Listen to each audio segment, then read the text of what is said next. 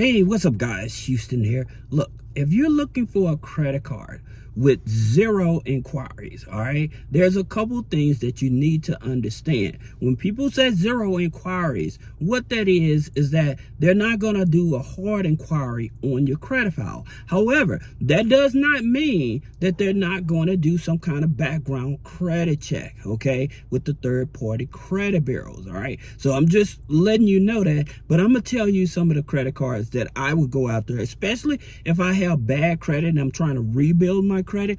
These are probably some of the best credit cards you should take a look at. Now, the first one is Arrow, A-R-R-O, okay? Now, the reason is that when you have bad credit, this actually gives you a credit card line up to $2,500. Now, here's the downside of that is that you actually have to be on mobile in order to get this here. Now, they do charge a fee of $36 annually. However, depending on your credit limit, they will give you anywhere from $12 to $24 discount on that $36 annual fee. All right, so that's the first credit card. The next credit card is Extra Debit. Now, here's the thing about it that people are sleeping on with this Extra Debit card. Now, I keep on telling you this here Extra Debit card, it'll give you up to $1,500.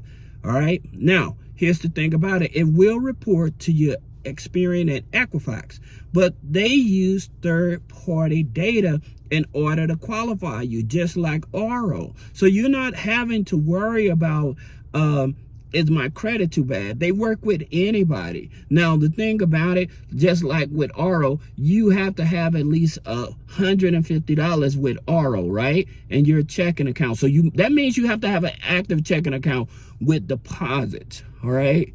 So that's why it confuses people, because people are not aware that you do have to have at least $150 in deposits, which is not a lot of money, right? Especially if you guys have been using the employment hack that I've been telling you about. If you work in a regular 9-to-5 job, going to your HR and requesting the W-4 form to file exempt so they can stop taking federal taxes out of your check. All right, this is going to boost up your income. It also positions you by they seeing that you have more money in your checking account, coming into your checking account. It makes it much easier for you to request higher limits also. All right, so that's one thing about it. Now, again, with Extra Debit, yes, you do have to have deposits going into your checking account.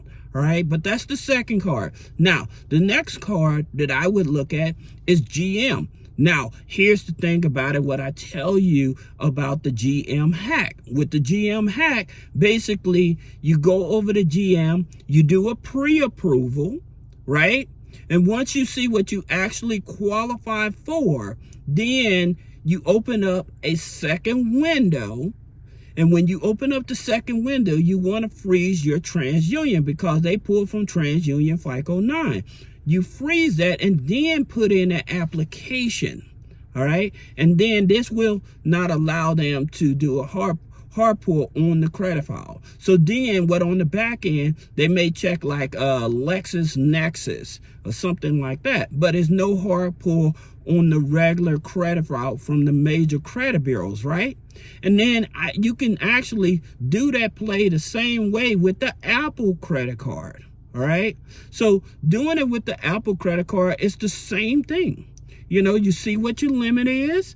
Once you know your limit, again, going over to the second screen, freezing the credit bureau, and then going after it. Now, one of the things about it, I tell people, even if you're going to get a hard inquiry, you should look for low-hanging fruit. And I'll tell you about those low-hanging fruit anyway, because it's going to be to your benefit.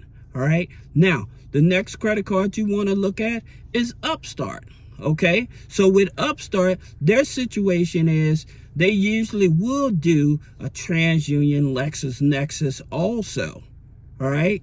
So think about it with Upstart. A lot of people, they have a hard time getting approved and stuff. And it's because that when you lock up that third party credit bureau, when you lock up those third party credit bureaus before you going after a credit card, especially like with Upstart, using LexisNexis. That's going to get you denied, or they'll reach out to you and say, hey, you need to unfreeze this in order to qualify. Anybody that has the Upstart card, put a comment below. Let me know, what do you think about that card? Do you like it? You don't like it? Let me know if you have it, all right? Now, another card you want to look at is the Patel. Now, here's the thing about it with Patel. They have 3 different cards, right? And so with them having 3 different cards, they have the Patel Rise. That's when you don't qualify for the Patel One. Now, the Patel Rise goes from $350 up to $3,500. Now, here's the thing about it. This is when you have real bad credit. Okay, and they want to give you a chance. Of course, they're going to charge you an annual fee for that card. But then the Patel One card, it goes from $300 up to $5,000. All right, but that's telling them that your credit score is above a 620. Okay, in order to qualify for that card. And this is one of the plays I continue to tell people. Instead of going to your bank to qualify for credit cards and stuff, I would build up off the back end with these third-party credit card issuers. All right, it makes it so much easier. Now, again, here's the good part about that. Because you can add like utility bills, authorized user, rental payments, okay? When you can add those things to help build up that, this doesn't count against you, because these are your FICO 9, and these are third-party credit bureaus and stuff that they use third-party information in order to help qualify you as well. So that's the reason why at this point you want to use those third-party information to build up the file. All right, I'm telling you, if you do that, it makes it even much easier for these other credit cards I'm finna tell you about. Now, like I said, when you have a low credit score, one of the things about it, by you adding the utilities, authorized users and stuff, and let me explain something about authorized users. People, if you have a family member that, say they go to Navy Federal, and Navy Federal gives them a $25,000 credit card, right? Now, Navy Federal pulls TransUnion FICO 9. Now, here's the thing about it.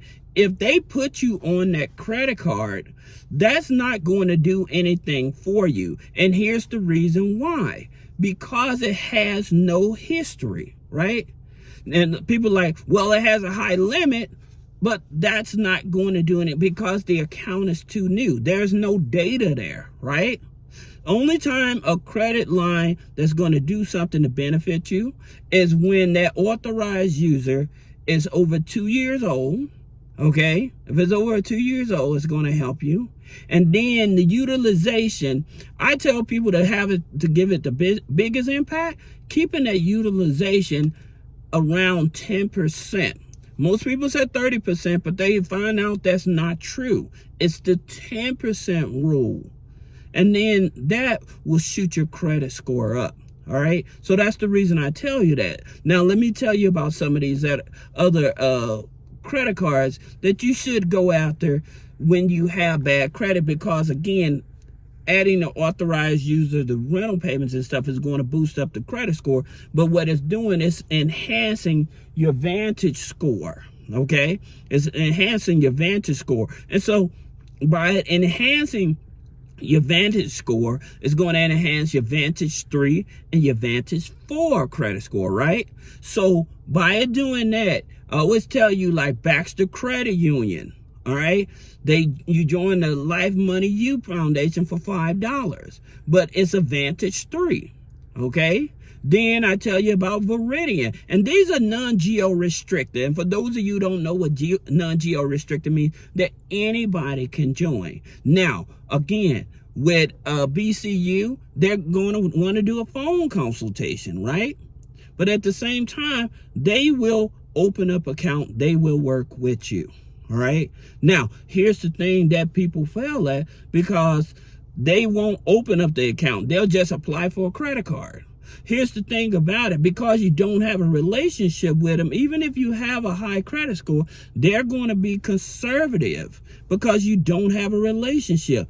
I always tell people, give it about 90 days, open up a personal account, open up multiple accounts if you can. All right, give it about 90 days.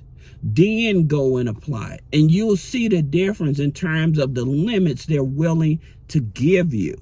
Okay, now you also have Veridian.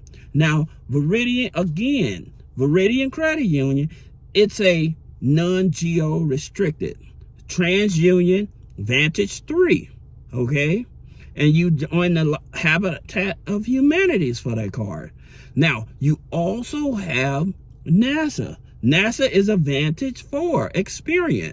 Okay, the thing about it, and they'll let you do a pre-approval as well with NASA. NASA gives out high limits as well.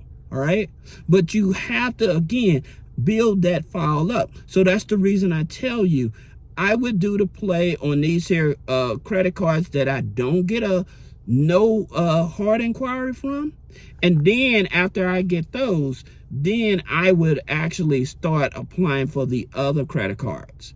All right, so I hope that this helps you guys. If you have any questions, click the link in the description, schedule a one-on-one consultation. Thank you.